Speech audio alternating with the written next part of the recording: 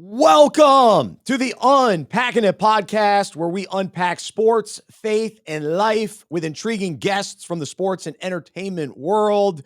This is our interview show, and today's guest is Dave Alpern, and we are fired up to have him back on the show. We also encourage you to check out our other Unpacking It podcast, tons of great interviews, but also our devotional podcast that we release weekly as well, where we take sports stories and relate them to the Bible, relate them to life.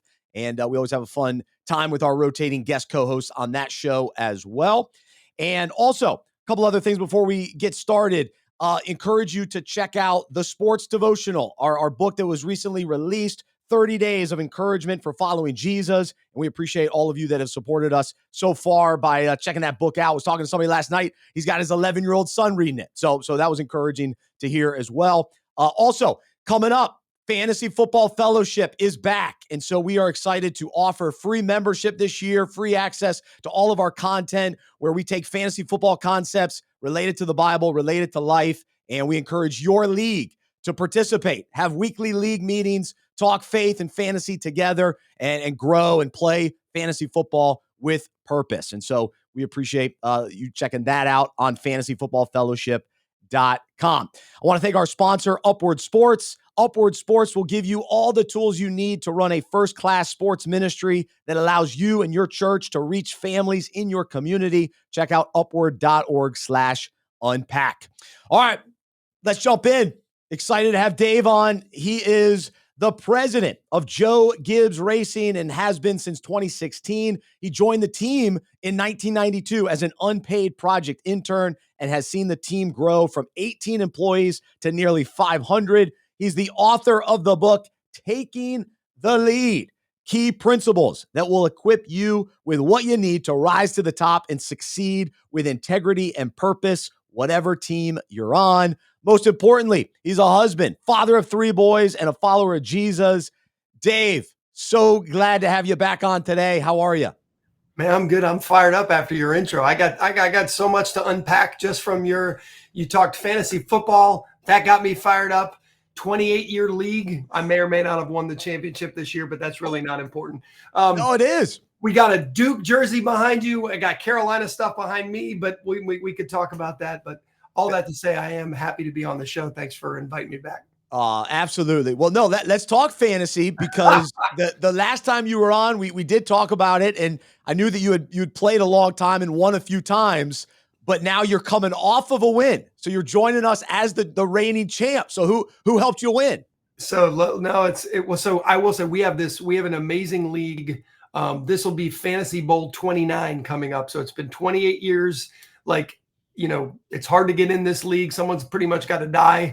It's a 3-day draft. We actually do our draft the afternoon of opening night, Thursday in September. So we do the draft all afternoon, and then the first game of the season is that night.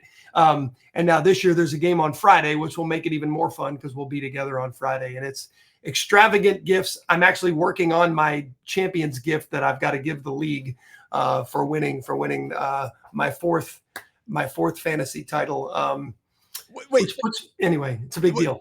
Well, no, so you give the gifts as the champion? Well, the league gives gifts to everyone every year. We get draft T-shirts, and it's insane how much garb we have. There's an actual champions jacket that's a yellow, just like you'd get it for the Hall of Fame, that's got the league on it that only the champions have. So we do a presentation of the jackets, but the champion buys a gift for everybody, a fun something that's league related, which I don't know how that works because we won the whole thing, but it doesn't make sense, but that's cool. So who helped me win a championship? Again, forgive me to those listening that are like, my wife calls fantasy football snooze fest. So if our listeners love it. We love it here. We're all good deal. All right. So no, it was a good year. I traded up for the 4th pick in the draft because I wanted Tyreek Hill, and that worked well.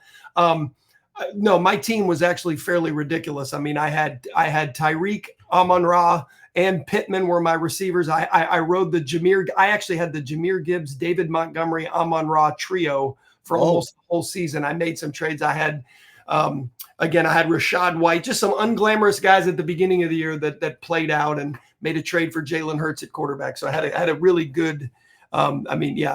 it was one of those good years, highest scoring team, number 1 seed, and got it done in the championship. So, I mean, I don't mean to brag, but No, that's right. You absolutely do. You got to. That's part of the deal.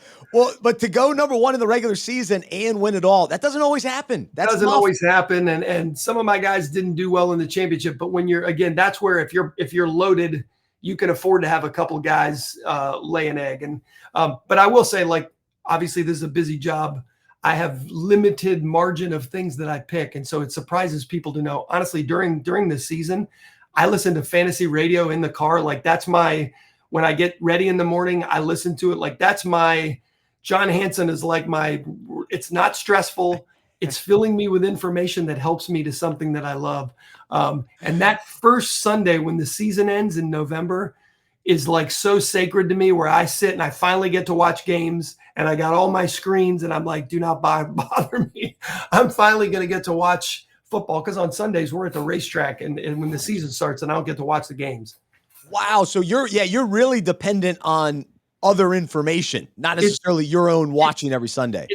It's awful. Oh yeah. So I'm not watching the games, but I mean, during the week, I'm reading everything and I know what's going on. But during the games, we have a text chain, and I often find out that my guys scored from the text chain because I'm not watching the game, and the service is limited sometimes at the racetrack. But make no mistake, I am checking as frequently as I can. And if you see me fist pump in the race, it's not always because we made a pass. It's because Amon-Ra just got a 12-pointer or something, and I'm trying to contain myself. So I am well aware of what's going on. I'm all in.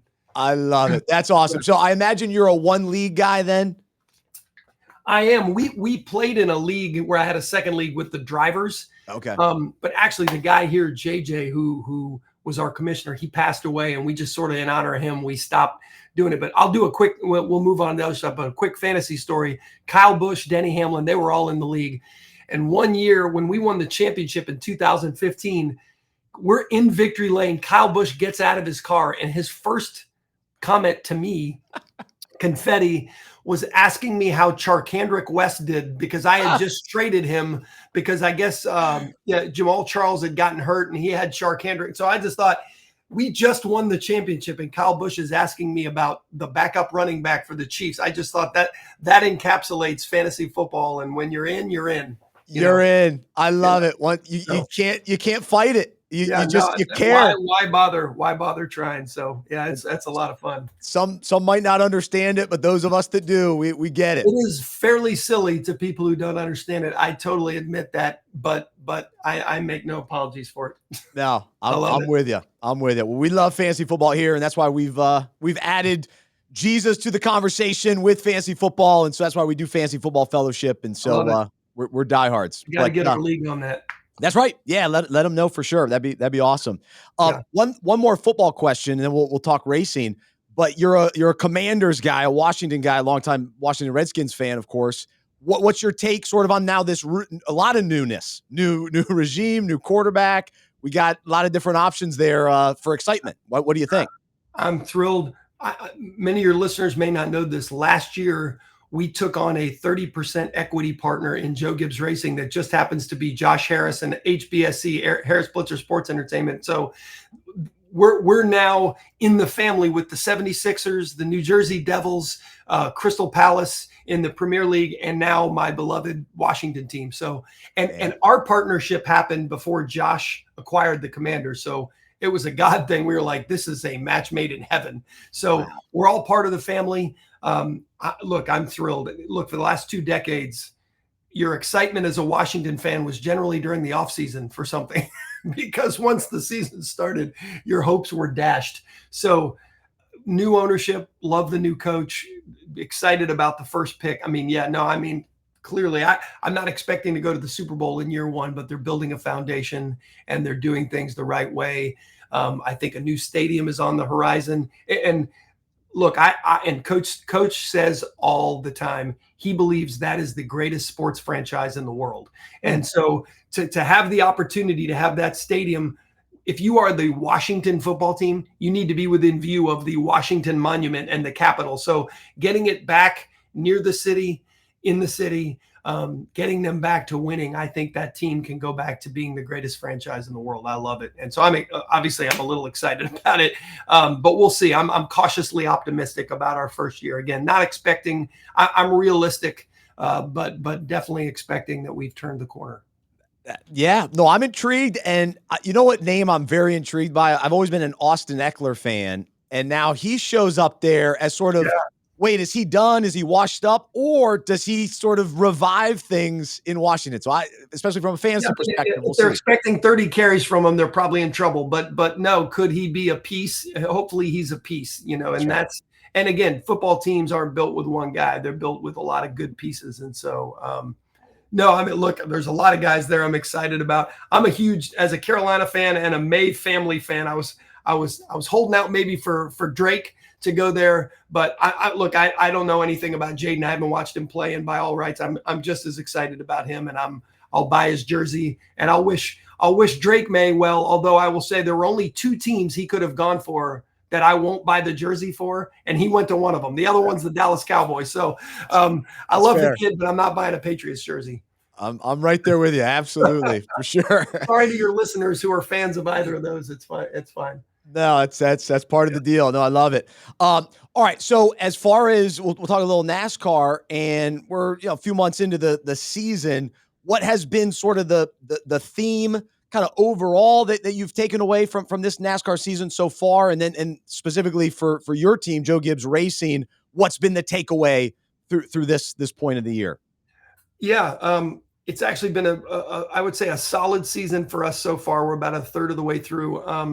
There's been a lot of change. Again, I'll share in NASCAR. This is the 3rd season of really a radical change that they made, where we went away from over our evolution, our 30 years. JGR had gotten to where we probably built 90 to 95% of every part and piece that was on the car. We built from scratch in this building. We were almost totally vertical.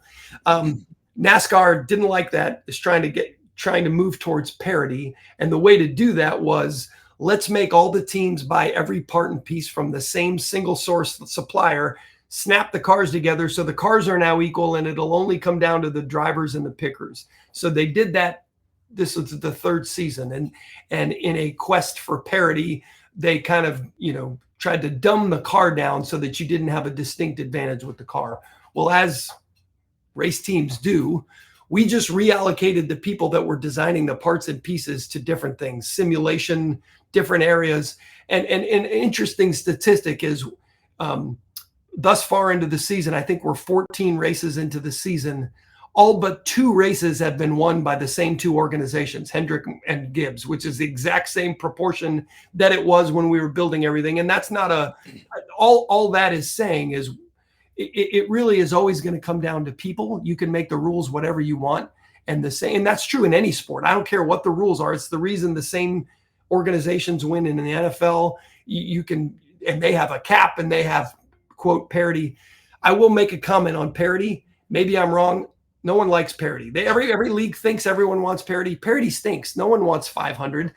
Everyone wants your team to either be Goliath or beat Goliath. Like, that's ratings prove that. Ratings in every sport. Like, we say that we love the Cinderella in March Madness, and I think we do in the early rounds, but in the Final Four, people want North Carolina playing Duke or Kentucky or like, and that's proven. That's not my theory. That's just the ratings show that. So it's the true in racing.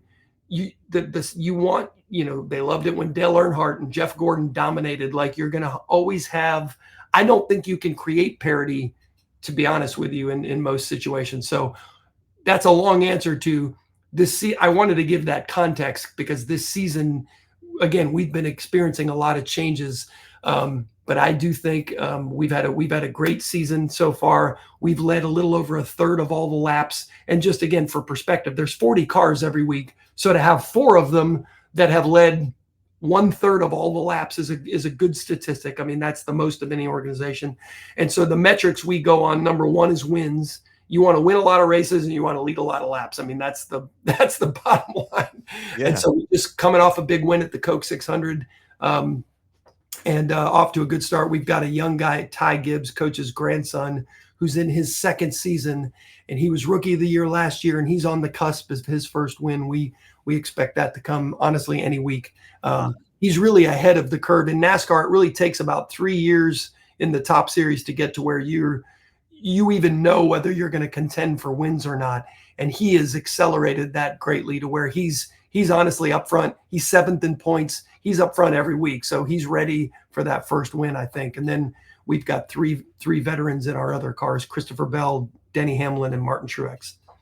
Love it. That's awesome. Well, no, that's great insight and perspective, especially for some of our listeners that may be in and out as far as NASCAR fans. But no, we're pulling for you guys, and especially I love the Gibbs grandson connection. That's really cool. That's just a great story. And by the way, it's just like fantasy football. You get into it and you're going to get hooked, and it's a sickness. So if you haven't watched, just tune in. You know, we're on Fox this part of the season, then we'll move to NBC. Just check out a race. And it is, when you've got a dog in the fight, when you got someone to root for, it definitely makes it more fun. So we've got 4 cars. Again, Denny Hamlin, Christopher Bell, Martin Truex, and Ty Gibbs. Root for any of those. It's a lot of fun. I think you'll like it. I love it. That's awesome. Well, I was actually going to ask you about NASCAR on TV, because for one, I'm a broadcasting nerd. I keep up with all the different stories going on with all the different rights for different leagues. The NBA is dealing with all that stuff right now. I'm wondering where basketball is going to end up moving forward. But I know that you keep up with some of that as well, and you're involved with some of those conversations. And so I'm curious kind of how you feel about the future of NASCAR on TV and kind of even in the landscape of sports overall on TV, and the TV moving forward just in general. It's kind of an interesting topic, at least it is to me.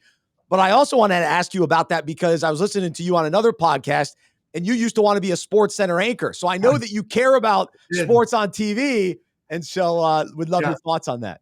Well, I failed at that Sports Center anchor part, clearly. Well, I would say I'm feeling much better about our future over the last couple of months because NASCAR just inked a 7-year extension for our TV deal. So we're in year 10 of a 10-year TV contract. And any sport, as you know, is only as healthy as its TV deal. So if you have a good TV deal, your sport is in good shape. And that's the anchor.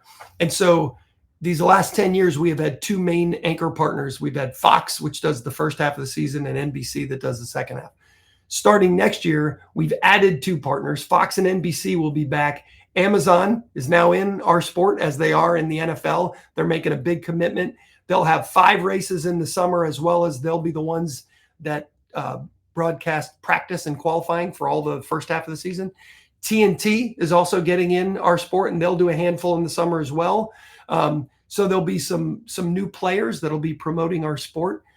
You'll have to bounce around a little bit during the season to go to the different places, but that's not uncommon. I mean, again, in the NFL, you gotta subscribe to quite a few things if you want to watch every game. I think there's like seven different networks now. It's like $800 and something if you want to have all the games. But hey, you got to pay to play, man.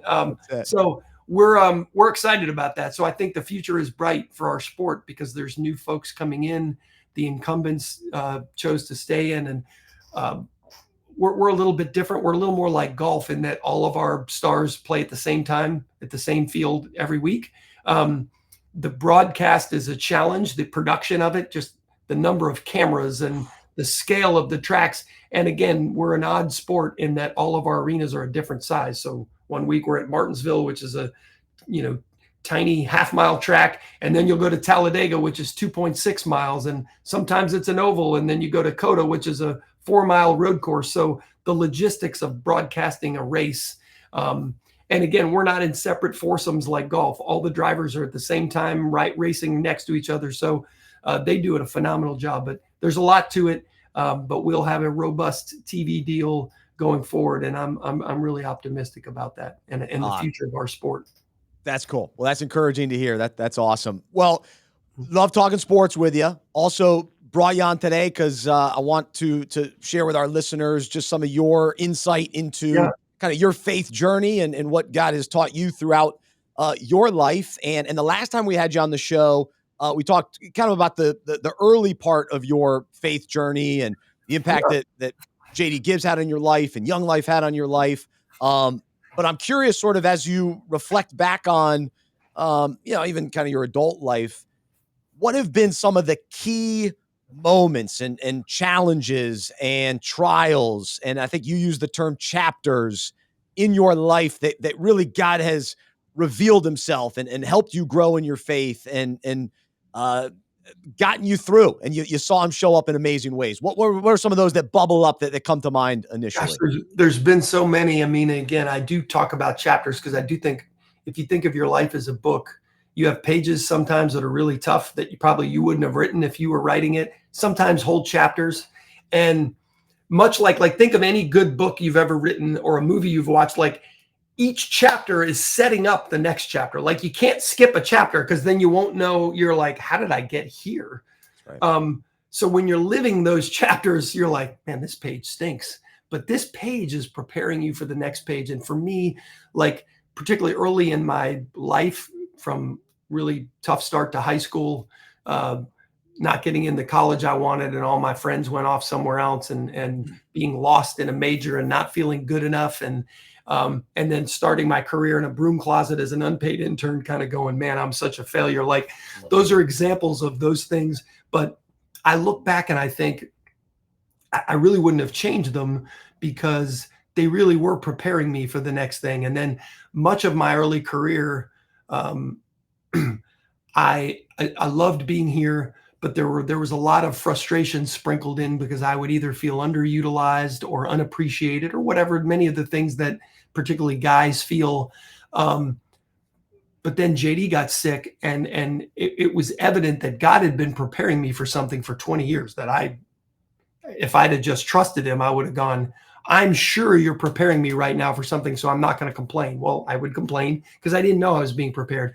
So obviously a huge one in my career was, when JD got sick was just an inflection point for everything. I wouldn't say I had a crisis of faith, but it really confused me because I remember even when I told my high school at the time, I have 3 boys, my twins were in high school. And I remember when I told them that JD was sick, one of them immediately said, well, Dad, I thought everything works for good for those who love the Lord.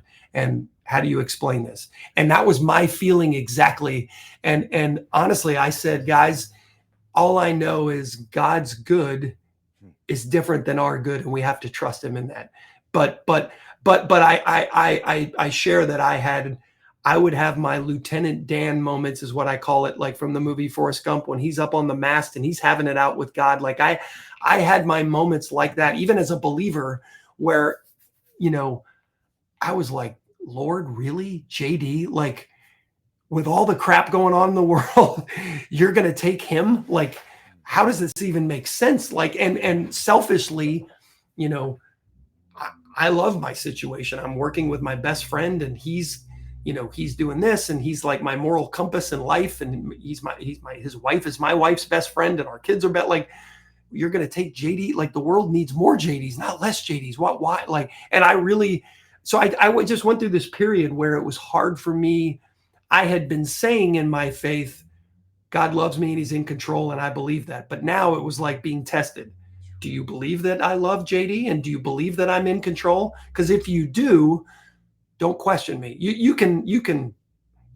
I think God's okay when we question him and we don't like it, just like our kid might not like when we say you can't eat cereal for dinner, but I love you and I know what's best for you, so you're not doing that. But anyway, so that was for me, that was a really, and still is, I mean, probably the first question I'm going to ask when I get to heaven. But being now 5 years removed from JD passing away and 10 years removed from when his illness started, those questions are already being answered because I am seeing what God has done in his family, in this company, as a result of JD's funeral, JD's life that caused people, even at his service, I had people come up to me who weren't believers, who were a wreck. And they said, I'm reevaluating my entire life, because JD's service for an hour and a half, they said nothing about things he did at work. They talked about the influence he had as a result of his faith and what really mattered.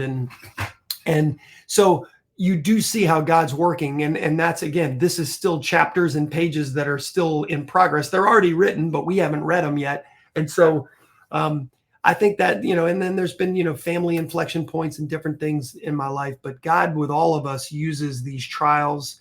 He writes these difficult pages in our story because they are preparing us for the next one. And it's hard sometimes to trust those. And again, I'll finish this part with the common phrase of great captains are not born on calm seas. You just don't become a great captain without going through storms. And so how are we going to become strong, effective leaders and believers without going through trials? It's impossible. And the Bible is littered with heroes of the faith who did not have easy lives at all. And many of them made, critical mistakes on their own. Many of them just went through crap. Most of them went through both. And it's those things that shape you into who God wants you to be. Amen. Gosh, it's so good. And I was in a life group this spring, and we talked about that, the questioning of God, and we were going through Job and just wrestling even with that concept. And for me, it really landed on the key for us to be humble, like not coming at God like, you owe me this, or you should do this, or you should do that, but in humility going, God, I don't get this. I'm confused. I don't understand. And then, which then leads to surrender. And so I don't know if those two words just kind of how those land with you, but those are the two things in the questioning and the wrestling.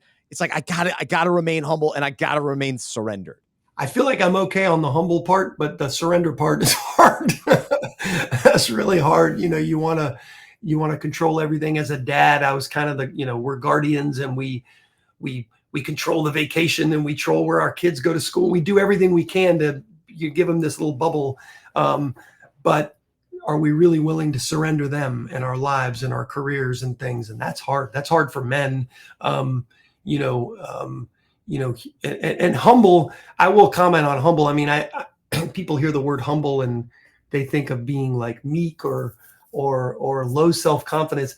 I think humility isn't thinking less of ourselves. It's just thinking about ourselves less. Like we're thinking about other people first.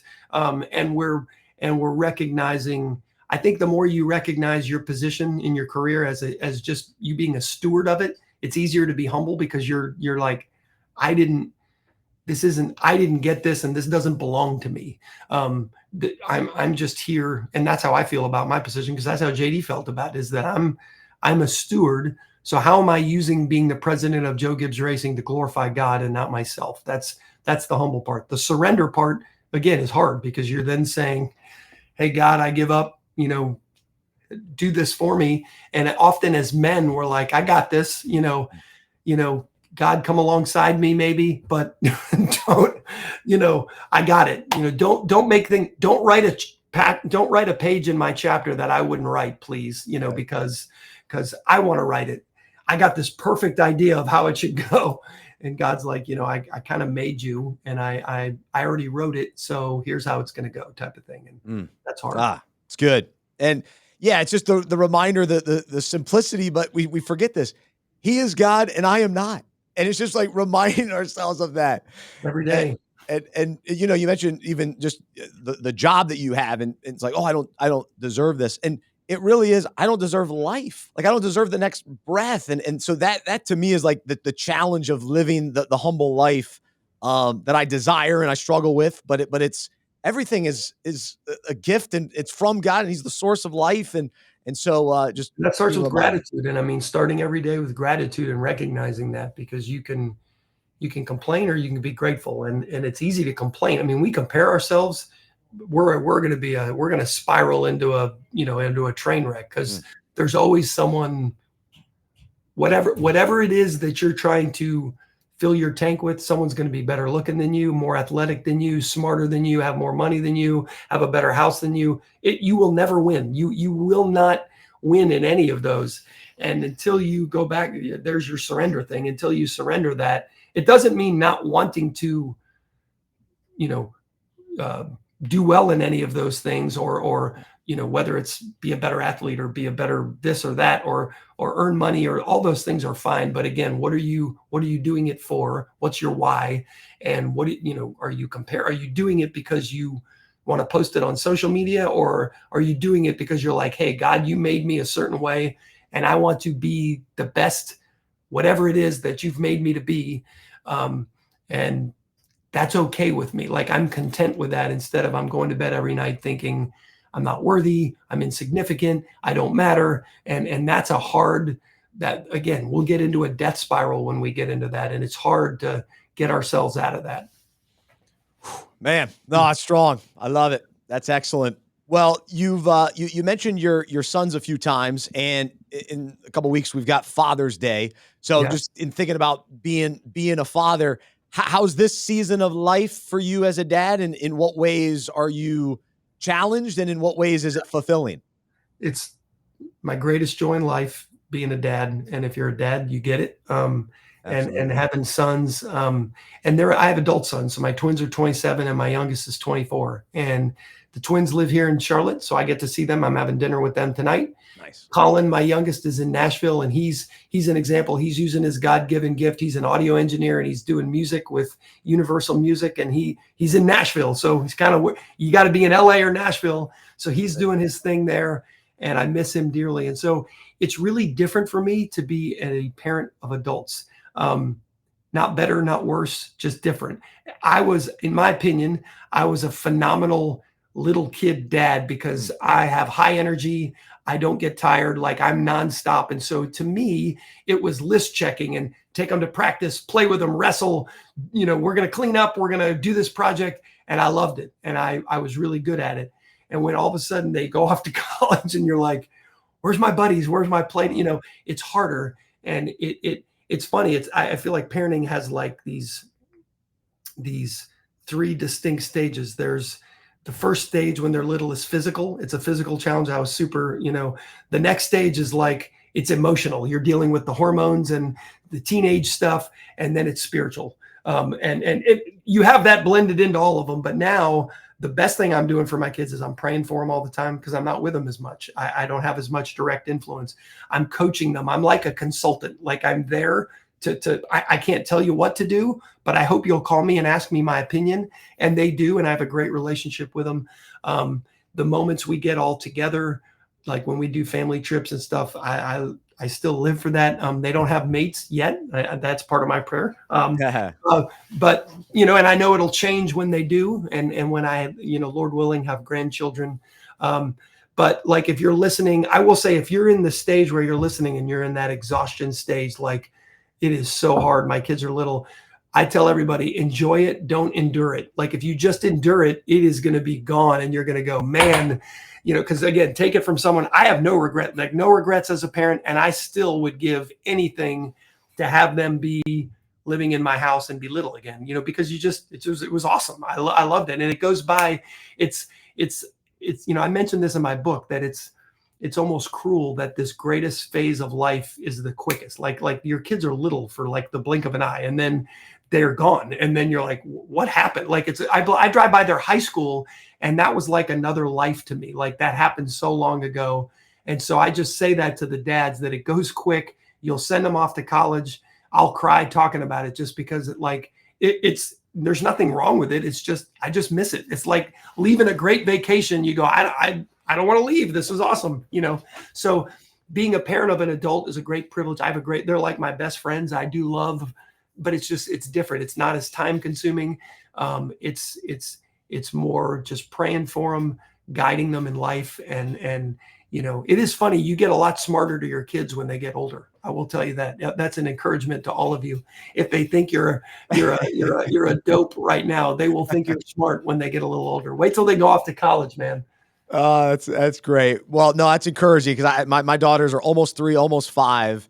And so that word enjoy has been on my mind lately. One, I just want to enjoy God. I want to enjoy life, and I want to enjoy my family, my wife and daughters. But sometimes it's enduring. It's just and so I love that kind of comparison of, all right, are you enjoying it or are you enduring it, and leaning toward enjoying? So that's a good challenge. You are, particularly when they're that age. I mean, you are a picture of God to them. Like, you are, and a relationship with God is going to be largely what your kids see in you. Are you prioritizing your faith? Are you living out what they're hearing about, and if they're going to Bible Yeah. school or whatever. I mean, Yeah. so it's a huge responsibility. At the same time, don't beat yourself up because you're not going to be perfect. You're going to screw up. They don't have any other parents. They don't know any different. So you're it. They're not going to be as scarred by things as you think they are. Everything seems so serious when your kids are little. You're like, oh, screw it, I blew up. It's like, it's okay. It's not as bad as you think it is, and it's not as good as you think it is. It's somewhere in the middle. So anyway, No, you're going to remember, did you love them? And were they a priority to you? I think those are the two big things. My dad loved me and I was a priority to him. Those are the overall, like, and you do that by lots of deposits over time, showing them that you love them and that they're a priority to you. And you're not a priority if you don't spend time with them. And so you have to prioritize that, as hard as it is. And you have to be intentional with your schedule for sure, both your marriage and just your time with your kids. And those of you who have busy jobs and stuff, I know it's really hard. Absolutely. Gosh, what a great word. That's a lot to soak in. I love it. That's encouraging to me. That's awesome. Yeah. Well, Dave, man, really enjoyed having you back on and appreciate all the insight and encouragement. And congrats on the fantasy win. Congrats on a good season so far with Joe Gibbs Racing. We'll be pulling for you guys and really appreciate it, man. This is awesome.